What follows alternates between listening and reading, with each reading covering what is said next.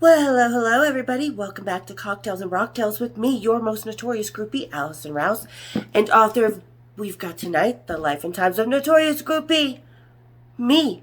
That's right, folks, and these books as well, available on ebook for cheap, cheap, cheap, where you can get my books, my merchandise, Patreon, the cocktail or the beer of the day, down in the description. And as always, I love you guys so much. I cannot tell you enough how appreciative I am of the community and the friendships that we're all building here. It's so amazing. So thank you guys so much for all the love and support. Truly means the world to me.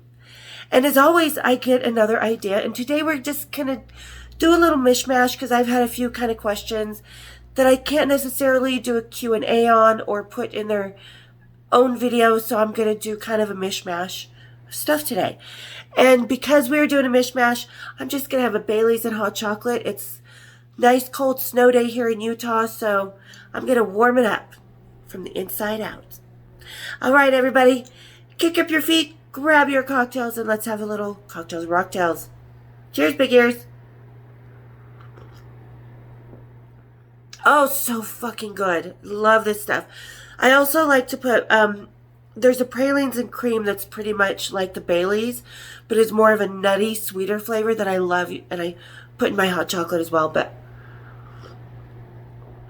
oh, so good. So good. Yes, I even have the tiny marshmallows because you have to. Okay, so to get into things today, like I said, I have a few questions that are really great questions, but it's not necessarily kind of a Q&A. It's relevant to, the 80s and really good questions. So we're just going to sort of mash a few up. So we're going to start this out a little dirty, but not so dirty. Someone asked about STDs, or STIs as we call them now, and the 80s. Was there a lot of stuff going around? We were of the generation where AIDS happened. And we used to have commercials about, if you have a stiffy, wear a Jiffy, Jiffy condoms. If it ain't love, wear a glove. So we were very, very hyper aware. And these were PSAs on television. So we had a very open communication about STDs and stuff like that. And condoms in the 80s were huge. We never left the house without condoms. And the rock stars, they put condoms on their rider, which is their part of their contract, what they get in the dressing room, like tube socks, green M&Ms, alcohol, stuff like that. And condoms were a part of the rider. And I mean, they went up to the industrial sized boxes of condoms. So of course we worried about STDs. I'm sure other people got them. I did not. I know there was an outbreak on Poison's tour bus of crabs. So we all know, we're so glad that I had to tap Bret Michaels and never came in contact like that with him or got on their bus. So very, very lucky. That was the big thing of the 80s that, oh my God, Poison's got crabs. And a few other people, that supposedly had STDs that I'm not going to name here because it's not proven and I don't believe it's true. Maybe not, but I'm not going to disparage anybody, so. But like I said, in the 80s, we were very, very hyper aware of our bodies and our sexual promiscuity and how to protect ourselves, because it wasn't just STDs. We didn't want to get pregnant. The 80s were about free love. I mean, people say it was the 70s and 60s free love. Oh, no. Honey, we were just balls out, wham, bam, thank you, ma'am, thank you, sir, gotta go, thanks for the blow, kind of attitude, because we were all so young and just experiencing this whole rock world together, and this was all part of it. So, being the 80s and stuff, yeah, like I said, and that kind of carried on throughout my generations, and still, does if I'm going to be with anybody for the first time or the first time in a lot of years. Got to take care of yourself because your body's your temple. And some temples like to be entered a lot by rock and roll tourists.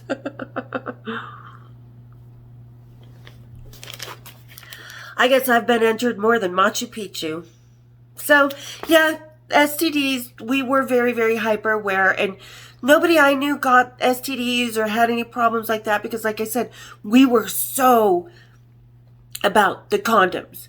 It was almost like it was a trend. And like I said, with AIDS and everything, we had a lot of public service announcements on MTV and just commercials and stuff reminding us to protect ourselves. So we kind of grew up in that generation. So fortunately, touch wood, everybody I knew was extremely protected. All right. Oh, and this is what I got a lot. What videos were filmed in Salt Lake City? Oh, so many of them. Like Wayne Isham was the big video director back in the day. He was in Salt Lake City so much, I thought he was a fucking roadie. No, he was a video director and still is. Like he did a lot of pop videos, but a lot of the metal videos, like Def Leppard, Pour Some Sugar on Me was filmed between Salt Lake City and Denver. King Nothing, Metallica, Utah, that was filmed here. A couple of them were filmed here. A lot of commercials, a lot of movies, you guys. Dr. Quinn, Medicine Woman, Johnny Depp, I know within the last couple years, filmed a couple things here, and The Lone Ranger, when he filmed that, was filmed in southern Utah. So it's not just videos, but let's get back to videos. And this one, I'm going to put a screenshot of Motley Crue, Same Old Situation. I watched that video and I see my whole fucking high school. Like I can see Wendy Cumberledge and her friend Alex and Dana and a few other people. And I'll put a link down to Same Old Situation. But here's a picture of someone I've talked about before in the front row of that concert, this video. This is taken from the video, and this is Metallica. Metallica. I've talked about her. She's the one I loaned my white dress to, and it came back with, not so nice stains on it, so I let her keep the damn dress. It was one of my favorite dresses, too. But there's Metallica, guys. She's right there. So there's a lot of videos. Like I said, Motley Crue a few times. Metallica, Def Leppard, Bon Jovi filmed here, because what they'll do when they're filming, they'll stop and be like, hey, we're going to film this video, so we might have to do a few takes, so everybody and they'll turn on all the house lights, everything, and they'll go through, and I remember them doing that for several videos. Like I said, Wayne Isham was here so much that I thought he was just a roadie. I didn't know he was the biggest video director of his time, and he even went on to do, he did the Livin' La Vida Loca video and stuff like that. So he had a bigger career than just metal, but metal was the big thing in the 80s. So he did all the live ones. And like I said, so many, a lot of live videos were done here in Utah because Utah was notorious for having great crowds. Really awesome. And they were. And like I said, in a lot of those videos, I can point out people I know in the crowd, especially with the Same Old Situation video. I can 100% tell you people. There's Rich in there, who was a wrestler my age at my high school. Like I said, there's Wendy and Alex and Dana, Metallica. There's Monica. There's Chad and Chris. I can point out people in this crowd on that video. But it wasn't the only one. Like I said, there were tons and tons. And there's tons of movies. Like Stephen King movies have been filmed here. A couple of the Halloween movies. We have movies being filmed right now. But the one we're going to really watch out for is the one from my book.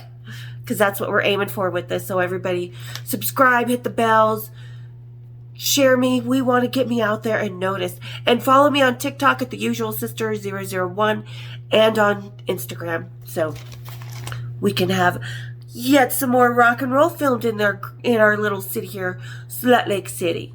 Yeah. All right. And also, this is another one I'm going to address because this is more of a thing that was aimed towards me on my Amazon book page as a review. She seems so hung up on James Hetfield. Why? And then they emailed me later, DM'd me, whatever. I am not hung up on James Hetfield, sweetie.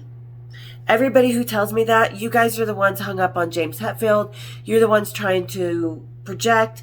I walked away from Metallica 30 motherfucking years ago. By my own choice.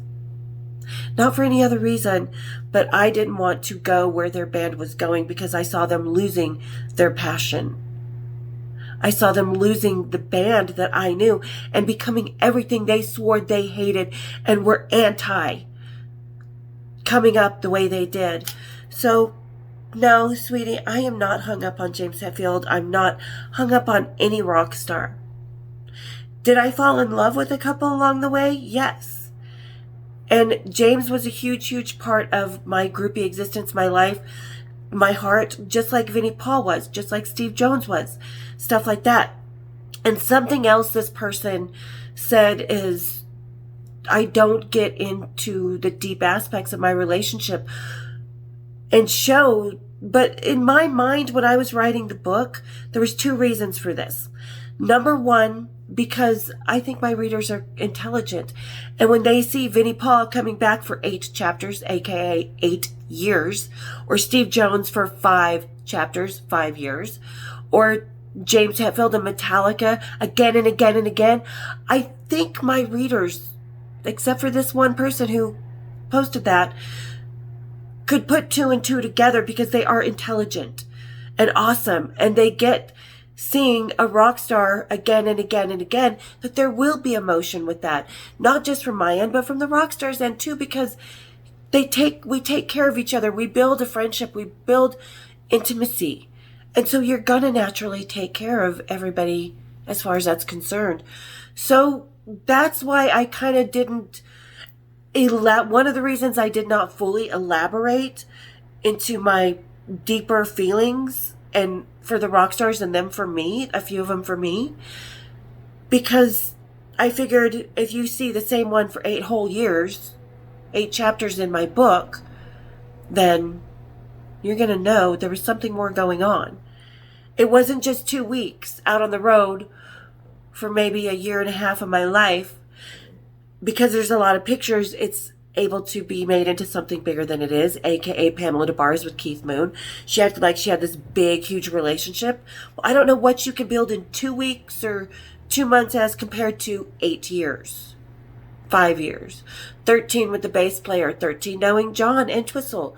You know, so I thought that I didn't think I had to tell people that, because, like I said, my readers, except for you, are highly intelligent and could put 2 and 2 together. And also, there's a lot of things I don't keep in this book. This book is only half my story. I don't want to go into that intimacy of my relationships, because that's for me. I will tell you about the sex, drugs, and rock and roll is very repetitive. I've said this a million times. So you're going to hear the same things. And if you're reading it right, you're reading what's happening between the hotel bar and the hotel bedroom door. So anyway, so yeah, and like I said, I've got to save something for myself. So I kept the true heart and soul intimacy for myself. You guys can have the sex, drugs, rock and roll, and our crazy antics. We'll party. Let's party together. I have no problem sharing that. But like a lot of people, I just want to keep something for myself. Maybe my second book, if I do ever finish writing it, actually, we'll go more into that. Okay, why did Rockstar start IDing? Because we changed it. Because some 16-year-old girls pissed me and my friends off. A roadie was going to go take him to the bus. They were talking shit. And we told the little security guard, they're not 18. So it'll be illegal for them to get on the bus. So he said, okay. He's like, I'll ID them if they try and get on the bus. And sure enough, and from that day forward, rock and roll started IDing. Because they realized that now that me and my friends were 18, but they had known us for 3 years. They finally realized that our IDs for the past 3 years had been fake. And we're still fake because we had to get into the hotel bar, which was 21 and over. So rock and roll started IDing about 1988, 89, because we told a security guard to fuck with these chicks that pissed us off. Don't talk shit about the groupies, because we'll cock block you at every fucking second. You were new girls on the scene. We were veterans. So that's why rock and roll started IDing. Another fun little thing that came out of Salt Lake City, like our videos and our movies and stuff. So that's kind of the few things that I really wanted to talk about today, because I've been putting off recording a lot of new stuff, and we'll talk about the future of this channel and my book in the next few videos. So I've been really holding off recording, but I wanted to address these, and I tried making a few videos for them on their own, but it just didn't work. So kind of turned it into a little Q&A, and I hope you guys enjoyed it. Guys, go check out a lot of these videos. Like I said, the Motley Crue Same Old Situation, just YouTube that.